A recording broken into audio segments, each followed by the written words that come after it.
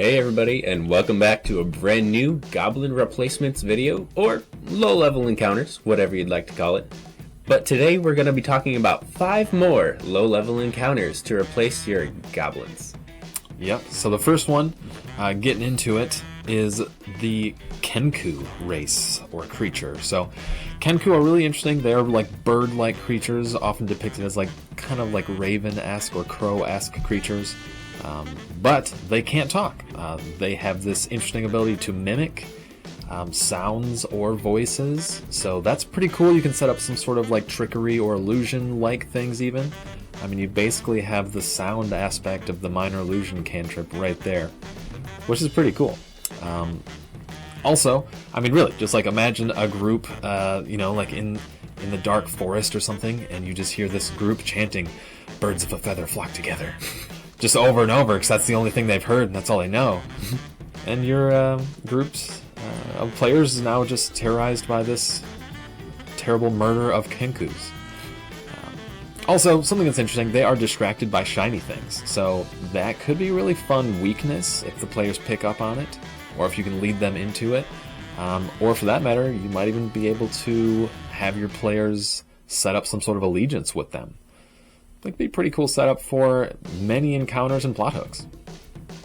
Yeah, totally agree. And if anyone has seen that family on YouTube that takes care of the crows, and the crows bring them little trinkets, that would probably be a really cool way to adapt that to D&D. For sure. The next race that we're going to be talking about is the Thrycreen, or Thryceen. I threw an R in there for no reason. The Thrycreen are actually an older D&D race, but it was actually recently brought back with the Spelljammer expansion. They're small and or medium, so pick whatever you want, but it does go right into the Goblin replacement archetype that we're looking for. They don't actually speak, making the second on our Goblins replacements list that speaks through telepathy alone, but this one can speak with any willing creature. It has 4 arms for multi-attacks, and it could be really crazy giving it a couple of weapons.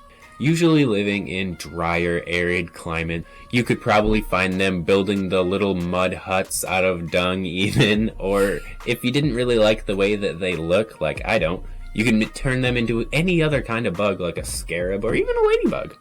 Another thing about bugs is they are never alone, or at the very least almost never. You're going to find them in a group, a hive, a colony even, and they may even be hive-minded too. And if you were going to have your parties dealing with Thrycreens, maybe the bugs really need some help and you've just gone to Bug Utopia. Or perhaps the Thrycreen in your setting are locusts, and it's eating the forest, and your party's the only thing in their way. As far as it goes, an intelligent bug with telepathy, hive-minded, has multi-attacks. I don't even need creativity to make these cool. Do you? Exactly. Next up, we have Merfolk. You might think that we're kind of going down this rabbit hole of somewhat playable races. You might also think Merfolk aren't playable races, but at the same time, I mean, if you take Water Genasi, the Simic hybrids, Sea Elves, Tritons, I'm sure that there's a lot of ways you could flavor these to be a Merfolk-like creature, which is something we might do, or give us some ideas to do that. Maybe we'll cover that in a future video. Yeah.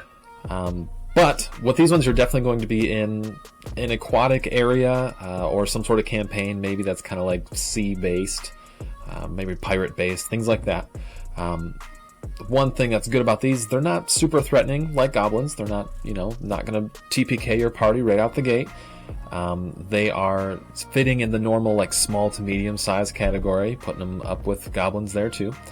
So they're basically goblins of the sea. Okay, maybe not sea goblins, but what sea creature is, So, in fact, if you have one, maybe put it in the comments. The perfect sea goblin creature. Let us know. Maybe we'll cover that too. Please and thank you. Next on the list is another duo. Double trouble, you might add. It's the Quickling and Sprite. So far, let's start with Quickling. Quicklings are quick, as their name suggests. And the cool thing about it is, as long as the Quickling is moving, you have disadvantage on all strikes. And I'm not 100% sure on this, but I believe they don't even cause attacks of opportunity. But if I'm not right about that, just leave it in the comments. Yeah, just tell us we're wrong. It's fine. Exactly. They do make perfect thieves, though. So going in and out of a crowded area or a literal crowd would make it easy because they're only knee-high. And the thing about this duo that makes them double trouble is actually going to be the sprite. The sprite is a little bit extra deadly that the Quickling doesn't really have. Poison for its long bow, and it even on the ground can use a long sword. For it, the long sword is probably like a short sword for you, but that's semantics. Yeah, toothpick, short sword, long sword, it's all the same. Exactly. Also loving mischief, just like the Quicklings. But the most powerful thing about sprites happens to be their heart sight. And what heart sight is, it gives the sprite an insight to your emotional state. And how else would that be helpful but to better manipulate you? These Fey forward fighters are a great duo when it comes to protecting the forest, a home tree, or maybe even an entrance to the Fey wilds. Which is, funny enough, a book that I've been meaning to buy. If you guys have got it, leave that in the comments how you like it down below, and that'll probably be enough comment calls. We'll see. It's a clean, heartfelt encounter. And if you're sick of the goblins stinking up the area, this might just be the thing for you. And then, of course, we have the Boggles. These are very interesting creatures. They're usually alone, but they would be really interesting to form some sort of encounter as a group. But these are literally the kinds of monsters that are going to hide under the bed or in the shadows, looking to cause mischief, almost like the opposite of brownies. Mm-hmm. The creature brownies. These creatures have the ability to secrete oil, giving them an advantage in combat, like allowing them to slip out of tight spots with advantage on strength and dexterity checks, making them tough to pin down. Definitely, the most OP part about this creature's stat block is that they can make a portal up to 30 feet away, giving them nearly 35 feet of attack distance. They don't cause opportunity attacks through this portal, since it's only staying open for them, but any creature moving on the other side will provoke opportunity attacks. So that is a huge leg up, and you'll want to be careful how well you use that, how tactically you use that against your players. Right. But I mean, just imagine a town plagued by these little creatures, and the players have no idea what's happening until they happen to find them under some NPC's bed. That'd be a fun encounter. They're kind of like Dobby the house elf, but out for blood. Could you imagine the town that's being plagued by the Boggles, but like in the town center people just keep getting tripped because like their portals get 30 feet opened and they're the only one that can use them. So like it's a TV for the Boggles, and then when they finally see somebody walk by, it's gotcha. Yep. Give me that ankle. Yeah, that'd be a rough group. And last but not least on our replacing goblins video is going to be bandits. You might be thinking that's pretty generic, Alex. What do you mean? You could just say guards or ninjas. Well, yes, you're absolutely right. And that's why we're going into the new video series, how to make your generic job title more interesting. So next time, I hope we're going to be doing bandits and 5 things that could really set your bandits apart, like giving them different races, classes, designs, and other things like that. Which is a really good idea. I mean, just think about it. How many of you have played Red Dead Redemption, Red Dead Redemption 2? The coolest cast of characters ever. They're basically all just bandits.